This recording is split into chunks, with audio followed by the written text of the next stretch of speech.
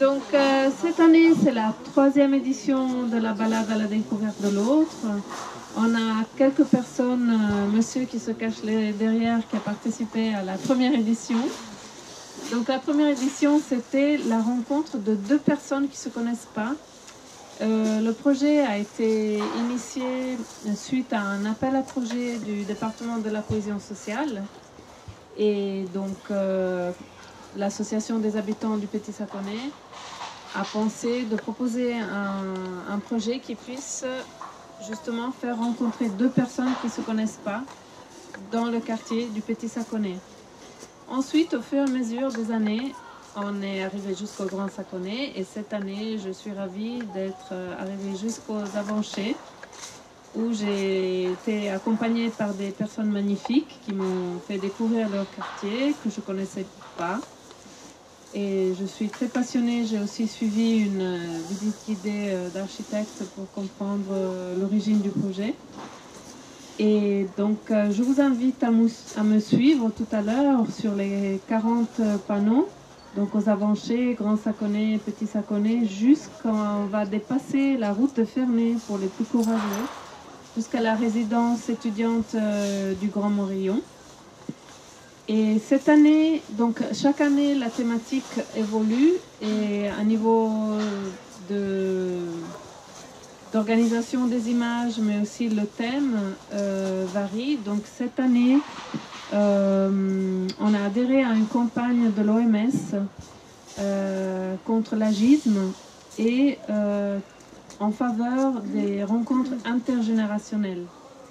Donc vous verrez sur les images, il y a souvent un échange entre grands-parents et enfants, ou en tout cas personnes âgées et plus jeunes. Et c'est pour ça que les dates ont été choisies entre le 1er octobre, Journée internationale de la personne âgée, jusqu'au 20 novembre, aujourd'hui, Journée internationale de l'enfance. Est-ce que je passe la parole à Diego? Merci. Bonjour à toutes, moi c'est Monsieur Rigamonti du Café des Possibles, un petit lieu là derrière. C'est un lieu destiné à l'accueil des habitants du quartier de l'Étang. Du coup c'est vraiment pour venir poser des questions, se renseigner, les redresser vers les différentes activités. Et du coup voilà, c'est le lien aussi, c'est la volonté avec le contrat de quartier de se rapprocher, de se dire comment on rapproche le nouveau quartier des Avanchés avec l'Étang et aussi avec toute la zone pavillonnaire de travailler en complémentarité, en bonne intelligence.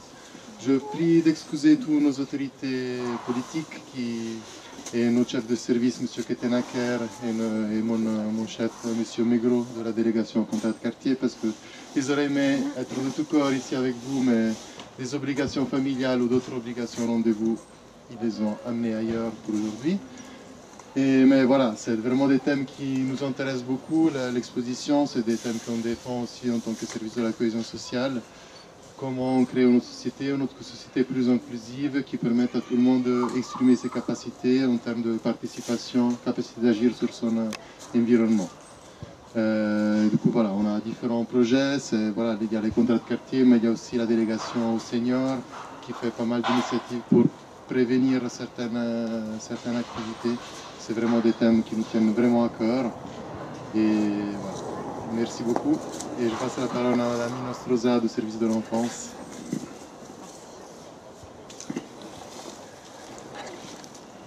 Alors, bonjour à tous et à toutes. Je suis très contente d'être là. Merci d'avoir pensé à faire intervenir le service de l'enfant. Je pense que c'est assez intéressant d'avoir cette place-là. Et justement, en fait, je voulais tout d'abord vous raconter un petit peu ce qu'on fait au service de l'enfance, parce que je pense qu'on méconnaît assez peu, finalement, ce que c'est accompagner les enfants. En l'occurrence, dans notre service, ce sont les enfants de 0 à 6 ans. Donc moi, je m'appelle Irina et je suis déléguée à l'enfance et aux écoles. Et ce que je voulais commencer par vous dire, c'est qu'à Vernier, on a 6 crèches et on a aussi 4 jardins d'enfants. Et c'est le service de l'enfance qui organise l'accueil des enfants, puisqu'en fait, c'est un service qui est municipalisé. Et d'ailleurs, tout en haut de ce bâtiment derrière vous, vous avez la dernière crèche qui est sortie de terre il n'y a pas si longtemps et qui permet d'augmenter l'offre à peu près à 700 places d'accueil sur toute la commune. Donc c'est à peu près 1000 enfants par année civile qui fréquentent ces structures. Et ce qui est assez important aussi de souligner, c'est qu'il y a à peu près 300 professionnels qui accompagnent ces enfants tous les jours pour qu'ils puissent s'épanouir au mieux, se sentir en sécurité et gérer aussi tout le niveau de l'administration. Alors vous allez me dire, mais pourquoi est-ce qu'on croit tant à l'enfance à Vernier? Eh bien, je peux citer 3 enjeux qui me semblent assez principaux.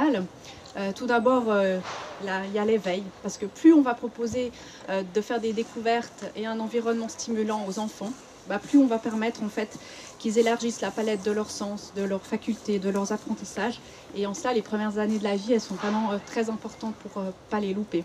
Et deuxièmement, ça s'ensuit, c'est un enjeu de prévention en fait, parce qu'on va aussi leur permettre de démarrer la vie dans une pleine santé. Et par exemple, à Vernier, dans les jardins d'enfants, dans les crèches, on met un grand accent sur le langage, parce qu'on croit que c'est assez essentiel de pouvoir communiquer, de pouvoir s'exprimer.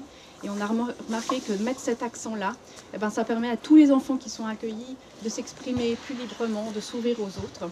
Et pour des enfants qui auraient besoin d'accompagnement, ça permet aussi de faire de la prévention en amont, avant qu'ils arrivent à l'école. Et enfin, il y a la dimension d'apprentissage de la vie en collectivité. Prenez un enfant accueilli, il vous parlera tout de suite de ses copains, de ses copines, même à l'âge de 2 ans, même à l'âge de 1 an. C'est assez fantastique de voir comment des amitiés peuvent se créer dès l'âge de tout petit. Et pour finir avec ce plan politique, ce que je voulais aussi dire, c'est que la ville de Vernier, elle s'engage vraiment pour toutes les familles, même les familles dont des enfants ne sont pas accueillis en crèche et en jardin d'enfants. Et pour ça, on offre notamment des espaces d'accueil pour adultes, pour enfants, qui sont l'accueil adulte-enfant à Châtelaine, à Vernier-Village, en bas de chez toi. C'est l'idée de mettre une couverture en bas d'un immeuble et d'accueillir les enfants et les adultes autour d'un goûter, par exemple au Lignon ou aux Avanchets. Il y a aussi la halte garderie qui permet aux parents de déposer l'enfant, par exemple, le temps d'aller chez le médecin. Citer enfin quelques offres qu'on développe justement pour toutes les familles, par exemple les chapiteaux enchantés l'été pour augmenter l'offre culturelle, ou le projet Bientôt à l'école pour accompagner les parents et les enfants avant qu'ils entrent à l'école. En janvier, le dernier né de ces projets, ça sera un projet pour inviter toutes les familles qui ont eu un nouveau-né dans l'année ou qui déménagent à Vernier pour leur souhaiter la bienvenue et pour les informer de tout ce qui existe pour les familles à Vernier. Aujourd'hui, on m'a demandé de parler plus spécifiquement du lien intergénérationnel. Et effectivement, c'est un lien qui nous est cher au service de l'enfance. Comme je l'ai dit, les crèches, les jardins d'enfants, mais aussi les espaces d'accueil adultes-enfants, c'est des espaces qui sont vraiment très importants et privilégiés en fait, pour créer des liens, et y compris pour les aînés qui viendraient dans ces espaces jouer avec leurs petits-enfants ou avec les enfants dont ils ont la garde ou avec qui ils passent des moments. En crèche et en jardin d'enfants, alors du moins c'était le cas avant la pandémie et on espère que ça va recommencer, il y a des pensionnaires des EMS environnantes en fait, qui venaient prendre le goûter avec les enfants accueillis. Vu que le service de l'enfance c'est aussi le service répondant pour l'accueil parascolaire, au parascolaire il y a un projet qui a été créé suite au dépôt d'une motion qui invite en fait des aînés à venir prendre le goûter avec des enfants qui sont inscrits au parascolaire. Et je pense que ce qu'on peut dire, c'est que lors de toutes ces rencontres, les professionnels, elles témoignent vraiment de la richesse des interactions et du bienfait, en fait, tant pour les enfants que pour les personnes âgées, d'avoir pu partager des moments avec ses enfants. Je me souviens par exemple, dans un accueil adulte-enfant, il y a une grand-mère qui était là, et puis elle s'est souvenue qu'elle savait faire un oiseau en origami. Et donc voilà, ils ont passé un bon moment à faire des oiseaux et j'avais pu sentir son bonheur d'avoir pu transmettre ça aux enfants qui étaient présents ce jour-là. Donc pour conclure, voilà, je dirais qu'à Vernier, on croit que les enfants sont notre avenir et donc on fait tout notre possible pour les accompagner sur leur chemin. Mais on croit aussi qu'en rencontrant des plus anciens et des plus anciennes, ils font l'expérience d'une valeur qui est cardinale et centrale au vivre ensemble. Et c'est peut-être la valeur la plus importante dans la vie, c'est l'ouverture du cœur et l'ouverture aux autres. Merci beaucoup.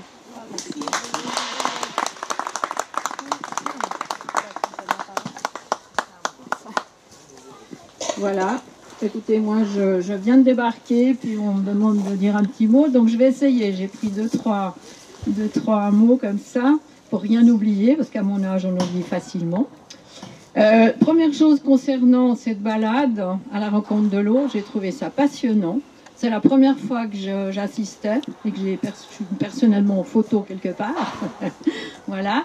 Et je trouve ça intergénérationnellement très intéressant. J'en ai plus qu'une que j'ai pas vue. C'est la plus éloignée, celle dont Marina vient de parler. Mais les autres, je les ai toutes vues. Et j'ai trouvé vraiment très appréciable. Et puis il y a les petits commentaires en dessous qui situent bien la situation de la photographie. C'est vraiment très chouette. Et puis c'est grand, c'est super, quoi. Et puis bon, personnellement, je suis présidente des grands-parents pour le climat de la section genevoise.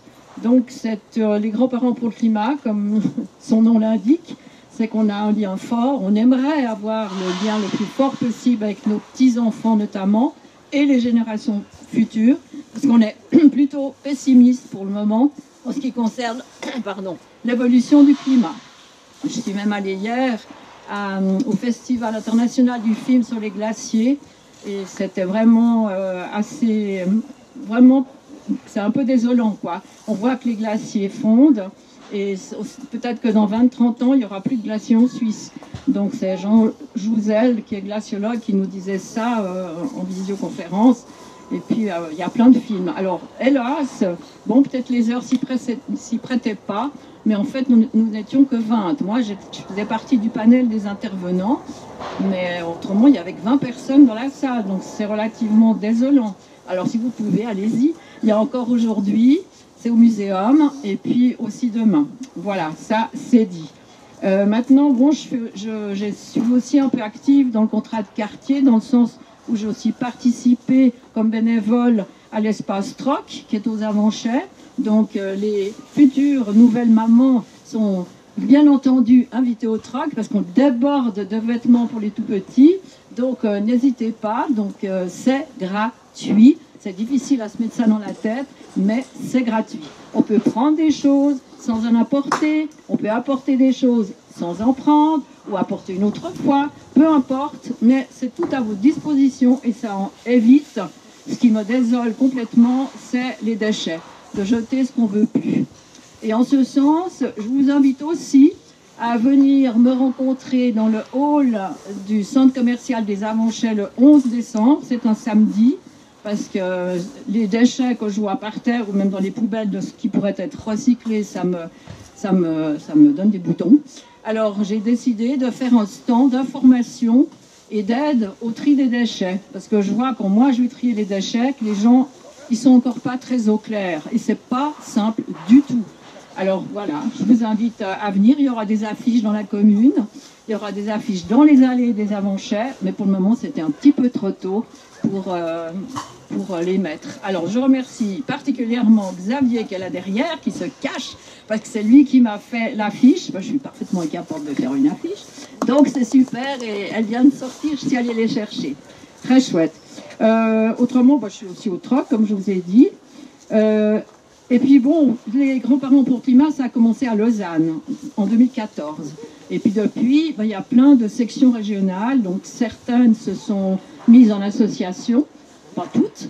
Et puis on a organisé pendant 3 ans des très grandes conférences avec les universités. La première c'était à Lausanne, donc avec les jeunes étudiants et les universitaires. Et puis la deuxième année à Neuchâtel. Et puis cette année, ça fait pas longtemps, ça fait à peu près un mois, qu'il y a eu cette grande conférence, cette fois-ci, à Fribourg. Alors on verra si après, ça sera à Genève ou alors peut-être en Suisse allemande, parce qu'on est en train de s'étendre sur toute la Suisse, sauf le Tessin. Pour le moment, c'est encore en marge. Quand on parlait des enfants, moi, il y a une formule de René Longet qui m'a beaucoup plu, en parlant du végétarisme. Il disait, mais moi, ce que je souhaiterais, donc je cite René, il disait, moi, je souhaiterais pas qu'il y ait une fois par semaine un repas végétarien dans les cantines scolaires, mais j'aimerais bien qu'il y ait la viande une fois par semaine. Ce qui est joliment dit, parce qu'effectivement, notre consommation de viande est émettrice de gaz à effet de serre, donc on ne va pas s'en priver. si on en a envie. Par contre, il faut qu'on diminue notre consommation de viande. Voilà. 1 kilo de bœuf, c'est 15 000 litres d'eau pour le faire. Hein. Enfin, je ne vous fais pas tout le schmilblick. Qu'est-ce que j'ai pas dit? Oui, alors j'ai aussi assisté avec les artisans de la transition à une conférence. Bon, elle a lieu à Fribourg, à Lausanne, mais c'était à Genève, ça fait 2 jours, à la Maison des associations, concernant les circuits courts de l'alimentation. Et moi, je fais aussi partie du supermarché participatif au Verger, ça s'appelle La Fève, c'est le nouveau quartier au Verger, l'éco-quartier.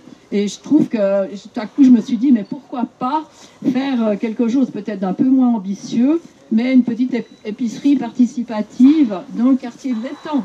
Voilà, bien qu'avec Balexer à côté, voilà, hein, on sait ce que c'est, quoi. Mais j'y suis allée tout à l'heure, j'ai pris mon tram, je suis allée à La Fève, j'ai acheté plein de choses. C'est vrai, c'est peut-être un peu plus cher, on est bien d'accord. Mais la Migros aussi, elle se fait de sacrées marges hein, sur le bio. Donc on peut aussi se dire qu'on n'attribue à l'alimentation en Suisse que 7% de notre revenu. Et en 1950, c'était 30%. Donc on peut aussi se dire, pourquoi ne pas mettre un petit peu plus d'argent dans l'alimentation, ce qui sera tout bénéfice pour notre santé. Voilà, je crois que j'ai fait assez la morale. Voilà, c'est bon. J'ai fini. Alors voilà, merci beaucoup, merci d'être venu, merci pour ces beaux discours, merci Irina, c'était très gentil, merci Jacqueline, Diego, voilà, et la bulle d'air qui va nous faire maintenant, vous pourrez prendre un petit goûter chaud, il y aura des boissons chaudes et avant de partir faire la balade. Merci pour tout, bonne journée.